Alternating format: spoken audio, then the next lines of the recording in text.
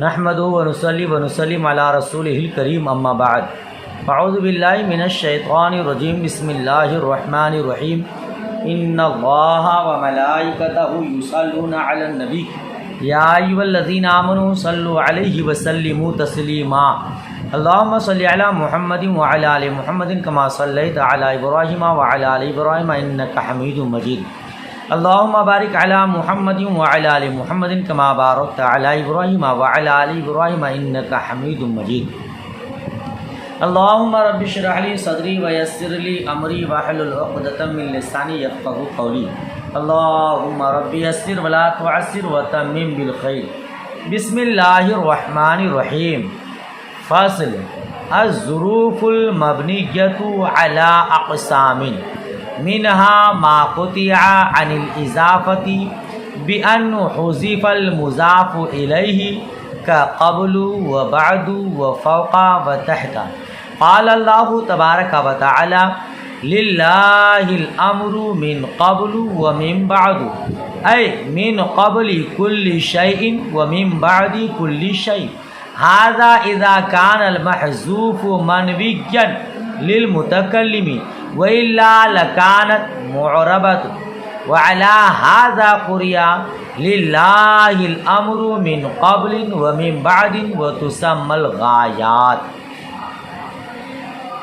یہ فصل ہے ظروف مبنیہ کے بارے میں۔ یہ مبنیات کی 8ویں فصل ہے، ظروف مبنیات کے بارے میں۔ الظروف المبنیۃ علی اقسام، ظروف مبنیہ چند قسموں پر ہیں۔ ظروف مبنیہ کی چند قسمیں ہیں، ہر ایک قسم کو اس فصل میں بیان کریں گے انشاءاللہ تبارک و تعالی۔ منہا، انہی میں سے کچھ، یعنی چند اقسام ہیں، ان چند اقسام کو آپ بیان کر رہے ہیں۔ منہا، یہ من تبعیضیہ ہے، اس میں سے کچھ ما قطع عن الاضافتی، جو اضافت سے قطع کر لیے گئے ہیں۔ ظروف مبنیہ میں سے ایک قسم جو اضافت سے قطع کر لیے گئے ہیں۔ کیسے کر لیے گئے ہیں؟ بِأَنْ حُذِفَ الْمُضَافُ إِلَيْهِ، بئی طور کہ مضاف الیہ محذوف کر دیا گیا ہو، بئی طور کہ مضاف الیہ محذوف کر دیا گیا ہو۔ ظروف مبنیہ کی چند قسمیں ہیں، ان میں سے ایک قسم یہ کہ اسے اضافت سے روک دیا گیا ہے۔ کیسے اضافت سے روک دیا گیا؟ یعنی مضاف الیہ کو محذوف کر دیا گیا ہے، جیسے قبلو ہے، بعدو ہے، فوقہ ہے، تحتہ ہے۔ اس کے مضاف الیہ کو اگر محذوف کر دیا جائے تو وہ مبنی ہے، جیسے اللہ تبارک و تعالیٰ کا قول للہ الامر من قبل ومن بعد، اللہ ہی کے لیے پہلے اور بعد کے معاملات ہیں۔ ہر چیز سے پہلے کا معاملہ، ہر چیز کے بعد کا معاملہ اللہ ہی کے لیے ہے۔ اے کے ذریعے اس کی تفصیل کر رہے ہیں، اے من قبل کل شیء ومن بعد کل شیء، یعنی ہر چیز سے پہلے کا معاملہ، ہر چیز کے بعد کا معاملہ اللہ تبارک و تعالی ہی کے لیے ہے۔ ٹھیک ہے، کہتے ہیں ھذا اذا کان المحذوف منویا للمتکلم، یہ اس وقت ہے جب مضاف الیہ محذوف منوی ہو متکلم کے لیے، وإلا لکان معربۃ، ورنہ پھر وہ معرب ہوگی۔ جی، وعلی ھذا قرئ للہ الامر من قبل ومن بعد، اسی لیے اس کو للہ الامر من قبل ومن بعد پڑھا گیا ہے۔ وتسمى الغایات، اور اس کا نام رکھا گیا ہے غایات۔ کیا مطلب؟ ظروف مبنیہ کی چند قسمیں ہیں، ان میں سے کچھ قسمیں مبنی ہیں اور کچھ قسمیں مبنی ہیں، تو وہ ہیں جو اضافت سے روک دیے گئے ہیں، جیسے مثال میں دیا قبل، بعد، فوق، تحت۔ یہ اگر اضافت سے روک دیے جائیں، یعنی اس کے مضاف الیہ کو محذوف کر دیا جائے، یاد رکھیے گا اس کی 3 صورتیں ہیں قبل و بعد کی، فوق تحت کی۔ مضاف الیہ محذوف ہوگا یا مذکور ہوگا. اگر مضاف الیہ مذکور ہو تو وہ معرب ہے، اور اگر ان کے مضاف الیہ محذوف ہو تو اس کی دو صورت ہے. مضاف الیہ محذوف ہوگا تو محذوف منوی ہوگا یا نسیہ منسیہ. منوی کا مطلب مضاف الیہ تو محذوف ہے لیکن متکلم کی نیت میں ملحوظ ہے، متکلم کی نیت میں مضاف الیہ ہے، لفظاً مذکور نہیں ہے. اور ایک ہے مضاف الیہ نسیہ منسیہ، بالکل بھولی بچھڑی، اس کا کوئی خیال تک نہیں. تو اگر مضاف الیہ مذکور ہے تو وہ معرب، اگر مضاف الیہ نسیہ منسیہ محذوف ہے تو بھی معرب. اگر مضاف الیہ محذوف منوی ہے یعنی مضاف الیہ مذکور تو نہیں ہے لیکن متکلم کی نیت میں ہے تو اس صورت میں وہ قبل و بعد و تحت و فوق و مبنی ہے. سمجھ میں آ رہی بات؟ جس وقت مضاف الیہ محذوف منوی ہے، جیسے ہم لوگ خطبہ نہیں پڑھتے ہیں نحمد و نصلی و نسلم علی رسولہ الکریم اما بعد، کیا مطلب ہوتا ہے؟ اما بعد حمد الصلاۃ، حمد و صلاۃ کے بعد. تو یہاں بعد جو ہے اس کے بعد جو مضاف الیہ بعد حمد الصلاۃ، یہ مضاف الیہ محذوف منوی ہے یعنی متکلم کی نیت میں، خطیب کی نیت میں موجود ہے تو یہ مضاف الیہ محذوف منوی ہے. اسی لیے قبل یہاں بعد جو ہے مبنی برضم ہے. ٹھیک ہے نا؟ اب اس کو مضاف الیہ جب محذوف منوی ہو تو اس کو مبنی کیوں کہتے ہیں؟ چونکہ جب مضاف الیہ محذوف منوی ہوتے ہیں تو وہ مضاف الیہ کا محتاج ہوتا ہے، تو احتیاج میں حرف کے ساتھ مشابہت ہو جاتی ہے. جس طرح حرف دوسرے کا محتاج ہوتا ہے اسی طرح یہ مضاف جس کا مضاف الیہ محذوف منوی ہے وہ مضاف الیہ کا محتاج ہے. تو احتیاج میں مشابہت رکھنے کی وجہ سے وہ مبنی ہو جاتے ہیں. اسی لیے جب مضاف الیہ محذوف منوی ہو تو وہ مبنی ہوگا، مذکور ہو یا نسیہ منسیہ ہو تو پھر وہ معرب ہوگا. ٹھیک ہے؟ اچھا، اس کا نام رکھا جاتا ہے غایات. غایات یہ غایت کی جمع ہے اور غایت کہتے ہیں انتہا کو. چونکہ قبل و بعدو کا مضاف الیہ جب محذوف منوی ہوتا ہے بات بعدو ہی میں جا کے ختم ہو جاتی ہے. جیسے ہم کہتے ہیں نحمدہ ونصلی ونسلم علی رسولہ الکریم اما بعد، اب بعد میں جا کر کے تکلم ختم، گفتگو بات ختم مکمل، تو انتہا ہو گئی خطبہ کا یہاں پہ، ہے نا؟ تو اسی لیے اس کو غایت کہتے ہیں. پوری بات ہو گئی، اتنا سمجھ میں آ گیا؟ آگے بڑھتے ہیں. وَمِنْهَا حَيْثُ، اور انہی میں سے حیثو ہے. کس میں سے؟ ظروف مبنیہ میں سے ایک قسم حیثو ہے. بنیت تشبیہا لہا بالغایات، اس کو مبنی قرار دیا گیا ہے غایات کے ساتھ اس کی مشابہت کی وجہ سے. لِمُلَازَمَتِهَا الْإِضَافَةُ إِلَى الْجُمْلَةِ فِي الْأَكْثَرِ، کیونکہ اس کو اکثر جملہ کی طرف اضافت لازم ہے. اکثر ترجمہ اس طرح بھی کہہ سکتے ہیں جملہ کی طرف اضافت کے ملازمت کے سبب سے. پھر اکثر سلیس ترجمہ، کیونکہ اس کو اضافت لازم ہے جملہ کی طرف اکثر. تو ظروف مبنیہ میں سے ایک حیثو بھی ہے. حیثو مبنی کیوں ہے؟ کیونکہ اس کو بھی غایات کے ساتھ مشابہت ہے. کیسے غایات کے ساتھ مشابہت ہے؟ کیونکہ اس کے بعد بھی جملہ مکمل ہو جاتا ہے، لہذا اس کو بھی کیا کہتے ہیں؟ مبنی قرار دیے ہیں. یہ حیثو جو ہے نا، اس کی اضافت اکثر جملہ کی طرف لازم ہوتی ہے. جی، یہ اکثر جملہ کی طرف مضاف ہوتا ہے اور کبھی مفرد کی طرف بھی مضاف ہوتا ہے. اب مضاف الیہ کا چونکہ محتاج ہوتا ہے تو احتیاج میں حروف کے مشابہ ہے، اسی مشابہت کی وجہ سے اس کو مبنی قرار دیا گیا ہے. بات سمجھ شریف میں آئی؟ مثال دیکھیے صفحہ آگے والا. قال اللہ تعالی سنستدرجهم من حیث لا يعلمون. یہاں دیکھیے حیثو جملہ کی طرف مضاف ہے. سنستدرجہم من حیث لا یعلمون کا معنی ہے ان قریب ان کو داخل کریں گے ایسی جگہ میں جہاں کہ وہ نہیں جانتے. ہم ان قریب انہیں داخل کریں گے ایسی جگہ جس کو وہ نہیں جانتے.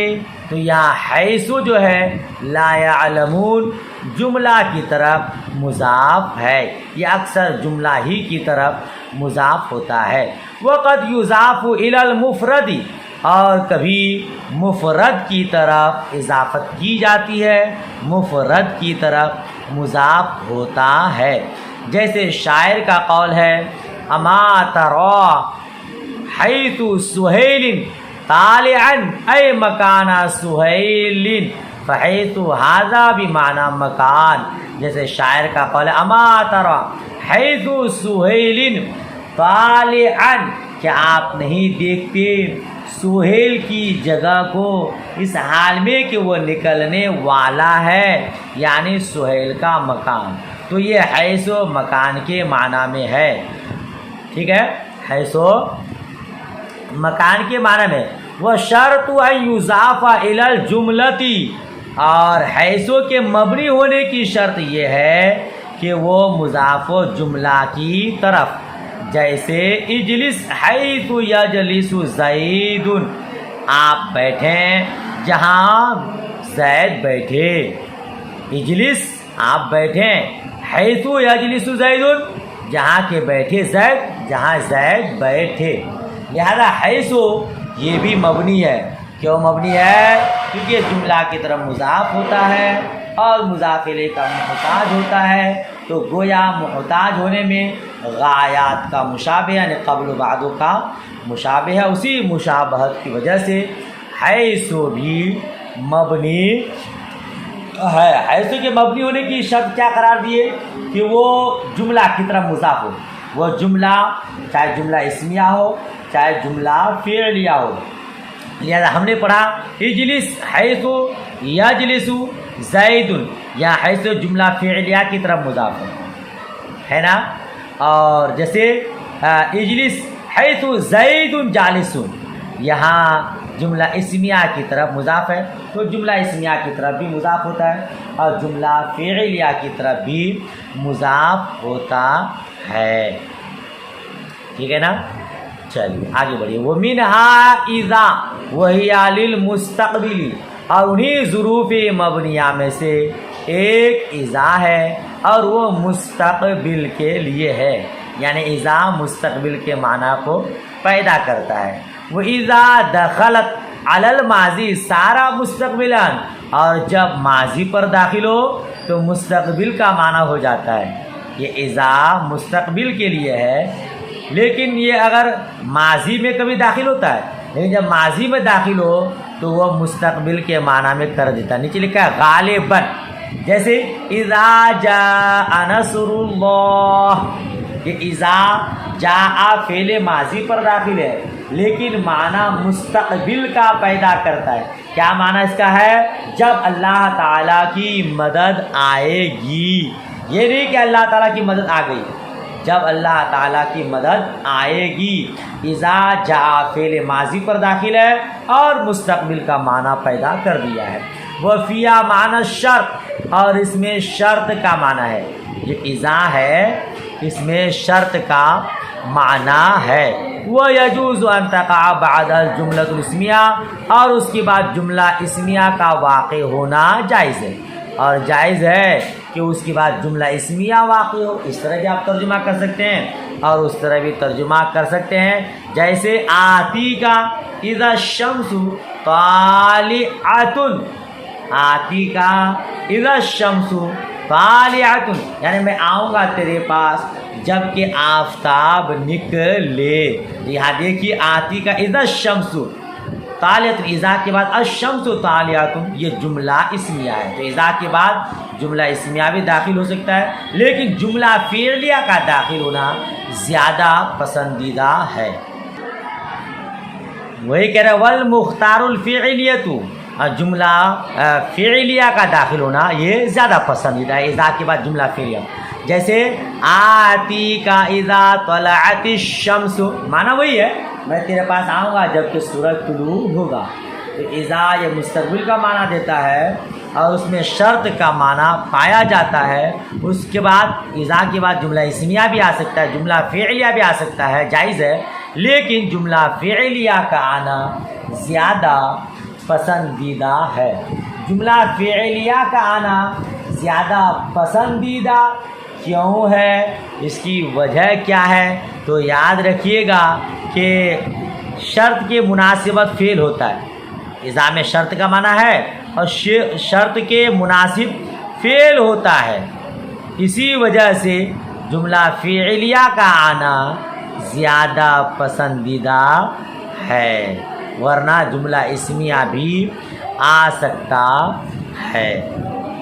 وقد تكون للمفاجآت فيختار بعدها المبتدا، نحو خرجت فإذا السبع واقف.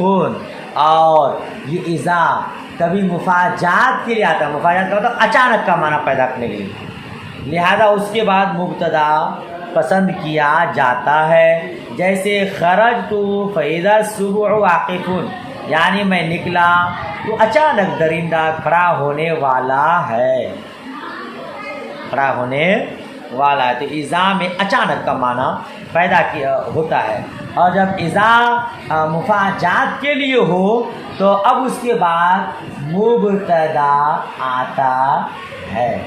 جی جملہ اسمیہ ہوگا، جب اذا کے بعد اچانک کا معنی ہوگا، مفاجات کے لیے ہوگا، تو مبتدا کا استعمال پسند ہے. کیوں؟ تاکہ اذا مفاجیہ اور شرطیہ میں فرق ہو جائے. شرط کے بعد جملہ فعلیہ ہوا، جملہ اسمیہ ہوا، اب یہاں مفاجات کے لیے جب آئے گا تو اس کے بعد مبتدا کا ہونا زیادہ مناسب ہے، تو سمجھ میں آ جائے گا کہ یہاں اذا شرطیہ کے لیے نہیں ہے، مفاجیہ کے لیے ہے، مفاجات کے لیے. ٹھیک ہے، اسی لیے ایک مثال کیا دیا، فَإِذَا الصُّبْحُ وَاقِفٌ، خرجت فَإِذَا الصُّبْحُ وَاقِفٌ، میں نکلا تو درندہ کھڑا ہونے والا ہے. اب دیکھیے اذا کے بعد الصبح یہ مبتدا ہے اور واقف اس کی خبر ہے. وَمِنْهَا اِذ، اور انہی ظروف مبنیہ میں سے اذ ہے، وَهِيَ لِلْمَاضِی، اور وہ ماضی کے لیے ہے. یہ مبنی کیوں ہے؟ بین سطور نیچے لکھا وجہ بنا وضعی مثل وضعی حرف باشر، کہ اس کی مبنی ہونے کی وجہ یہ ہے کہ یہ حرف کی طرح ہے، جس طرح اذ کی وضع حرف کی طرح ہے، یعنی اس کو حرف کے ساتھ مشابہت ہے، اسی لیے وہ مبنی ہے. وہی علی ماضی، اور وہ ماضی کے لیے بین سطر اوپر دیا اگرچہ بر مستقبل درائت، اگرچہ مستقبل میں یہ از اگرچہ مستقبل میں داخل ہو ماضی کا معنی دے گا، اور اذا مستقبل کے لیے اگرچہ ماضی میں داخل ہو تو مستقبل کا معنی دے گا. اس کی مثال آپ پڑھ چکے، اذا جاء نصر اللہ. اور از مستقبل میں بھی داخل ہو تو ماضی کا معنی دے گا. وَتَقَعُ بَعْدَهَا الْجُمْلَتَانِ، اور اس کے بعد دو جملے واقع ہوں گے، اور اس کے بعد دو جملے واقع ہوں گے، یعنی دو قسم کے جملہ واقع ہوں گے، ایک جملہ اسمیہ اور ایک جملہ فعلیہ. صفحہ پلٹتے ہیں، ہاں لکھا تھا دو جملے واقع، الاسمیہ والفعلیہ، یعنی جملہ اسمیہ اور فعلیہ. جیسے جئتک اذا طلعت الشمس واذا الشمس طالعۃ، تو اس کے بعد پہلا جملہ طلعت جملہ فعلیہ ہے، اور اذا الشمس طالعۃ یہ جملہ اسمیہ ہے. تو اس یہ ماضی کے لیے آتا ہے، اور اس کے بعد دو قسم کے جملے ہوتے ہیں، ایک جملہ اسمیہ اور ایک جملہ فعلیہ. دونوں کی مثال دیا. یہ اس اگر مضارع میں مستقبل میں داخل ہو تب بھی ماضی کا معنی دے گا، یا ماضی کا معنی جئتک اذ طلعت الشمس، میں آیا تمہارے پاس جب کہ سورج طلوع ہوا، واذا الشمس طالعۃ جب کہ سورج طلوع ہونے والا ہے، میں آیا تمہارے پاس جب کہ سورج طلوع ہونے والا ہے. یہ ظروف مبنیہ کی بحث آپ پڑھ رہے ہیں، کچھ اقسام آپ پڑھے اور کچھ اقسام ابھی آگے اور ہے. پورا سبق پڑھاؤں گا بہت لمبا ہو جائے گا، لہذا آج کا سبق یہیں تک، اس کو اچھے سے یاد کیجیے۔ مولا کریم کی بارگاہ میں دعا، اللہ پاک آپ کو اعلیٰ ترین کا ذہن عطا فرمائے، قوت حافظہ میں اضافہ فرمائے، مزید علم نافع عطا فرمائے، آپ کے صدقے ملحقین کو عطا فرمائے، آمین ثم آمین۔